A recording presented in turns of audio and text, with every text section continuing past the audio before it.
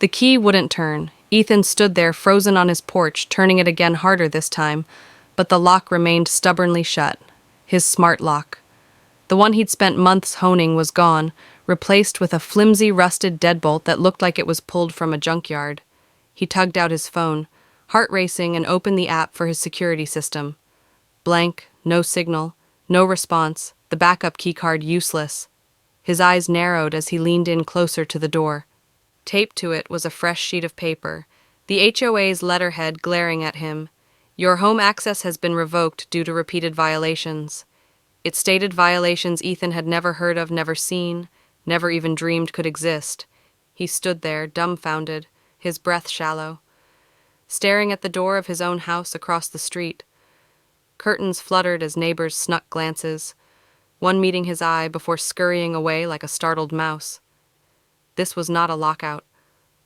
Someone had broken into his house, pulled out his system and altered his entry while he was working. The audacity seared in his chest, and he already knew who had the guts to get away with it. That morning had begun like any other. Ethan made his coffee, threw some kibble to his cat Shadow, and went to the cybersecurity company where he created impenetrable networks and physical security for elite client-believe government contracts, not suburban HOAs. If everyone knew how to lock a door or break one, it was him, which made this step not only bold but ridiculously stupid. Margaret Hinsley, the HOA's self-appointed dictator, had detested him since he moved in his solar panels, his discreet server box, his refusal to kowtow to her when they were all blemishes in her side. Her war to dominate the neighborhood had turned obsessive, but Ethan never thought she'd to this. He'd received her snippy letters beforehand complaining about his ugly tech installation, all within the law concealed behind a stylish panel. He'd answered politely, assuming that was sufficient. Clearly it wasn't. Ethan took a deep breath and retreated from the door. No screaming, no slamming, no desperate 911 call. He was a sysadmin, and this was merely a puzzle to solve. He drove to a tucked-away cafe, opened up his laptop, and set to work. His cameras were offline, but he constructed his surveillance to back up to an encrypted cloud server. In minutes, he pulled up footage. Margaret in broad daylight, wildly gesturing as a guy in a ratty van took apart his smart lock. Her voice crackled over a hidden mic Ethan had hidden in a planner, cut the wiring. First, she snapped, "Make it look legit so he can't sue Ethan." Let out a sharp chuckle. They had no clue who they were messing with. He might have called the cops right then, but Margaret would hide behind HOA authority and bury him in red tape. No, he wanted something other than justice. He wanted her exposed, her ego torn to shreds in front of everyone she bullied. He made phone calls to buddies in-law and tech, explaining the situation while logging the timestamps and metadata from the video. He called a locksmith, not to break in but to prep for a legal re-entry once his evidence was ironclad. That night he crashed at his friend Lucas's place, plotting over pizza. His calm exterior, hiding the storm brewing inside, back in the neighborhood. Margaret was spinning her tale. Ethan, she claimed, was a menace, hiding illegal surveillance gear and defying HOA standards. She bragged about an emergency resolution to lock him out, scaring neighbors into nodding along. They didn't know she'd forged the vote, bypassed paperwork, and made up rules on the fly. She believed her title protected her from consequences. She was mistaken. The following morning, Ethan walked by his house and hid a small device behind a planter. It appeared to be a soil sensor, but it was a directional antenna. Quietly monitoring any moves to tamper with his cloaked backup systems, Margaret had destroyed his observable tech. But she couldn't do anything about what she didn't understand. His redundancies still humming, gathering information. By afternoon, he was prepared to confront the HOA. He strode into their clubhouse where Margaret presided over two nervous board members and placed a pile of papers on the table, his deed, HOA bylaws, and evidence his technology was certified years ago. Margaret smiled, pretending to be shocked. "We were just going to call Ethan," he interjected, voice firm, but icily cold. "You broke into my house and altered my property. That's criminal trespass."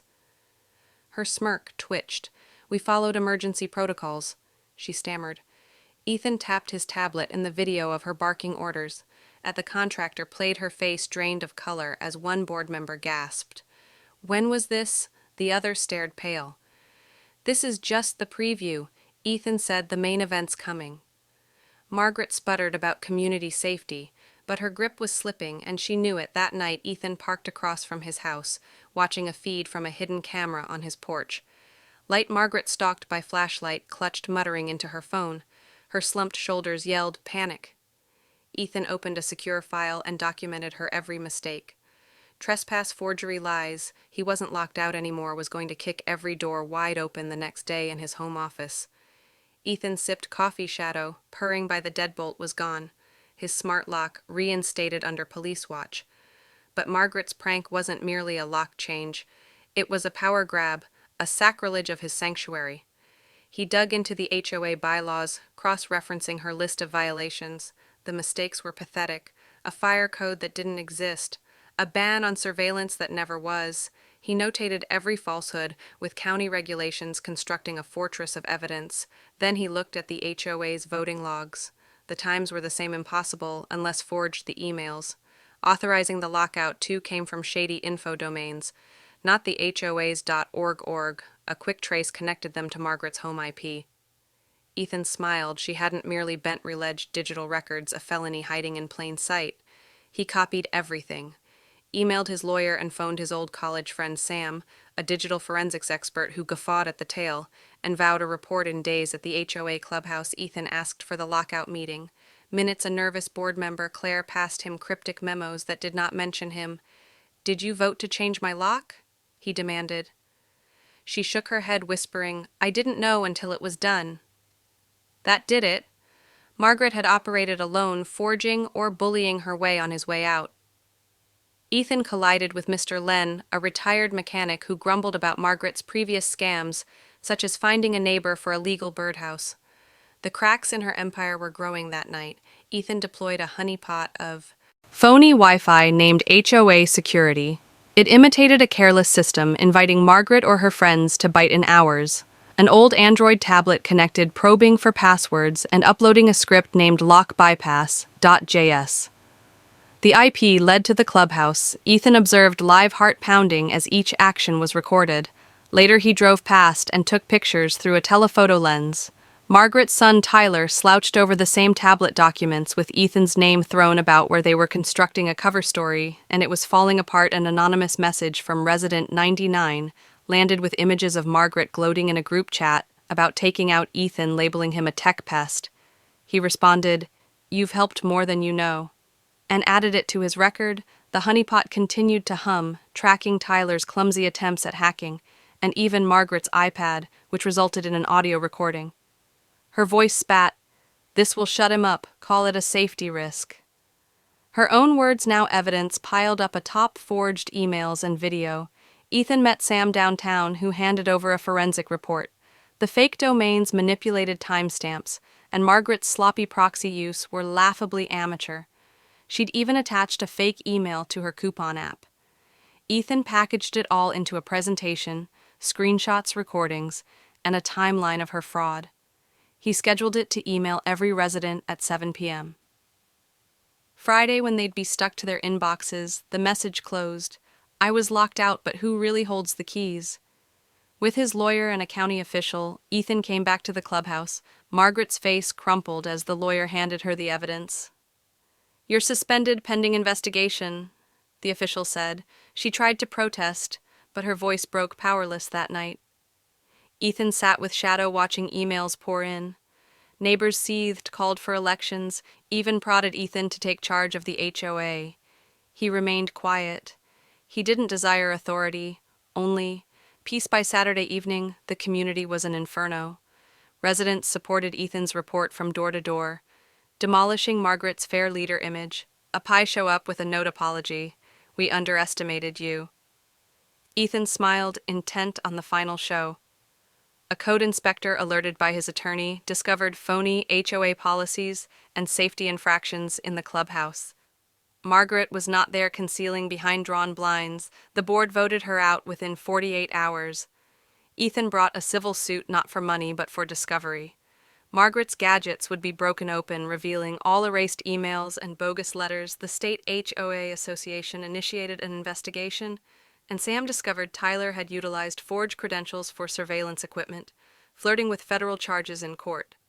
Ethan played Margaret's safety risk, recording the judge greenlit full discovery threatening criminal charges. Margaret reduced her arrogance gone. The neighborhood flourished, new flower pots and porch swings returned. Laughter supplanted fear. A new board chaired by Mrs. Carter, a no-nonsense retiree, instituted openness at a potluck residence, praised Ethan, children racing by. He thought about conducting a security workshop, grinning at the prospect. Margaret's residence became unkempt. Her mailbox full, her surveillance equipment ordered taken down, she was audited and charged. Her son disappeared. Their empire reduced to dust. Ethan's residence was untouchable now, not only for its tech, but for the neighborhood's respect. A new voice panel welcomed him back. Ethan, as summer arrived, he sipped coffee, shadow by his side, his porch feet steady. Mrs. Carter dropped off a thank you letter signed by dozens with an honorary HOA advisor title. He pinned up content. The sunset, children biked by, and his door clicked open on his terms.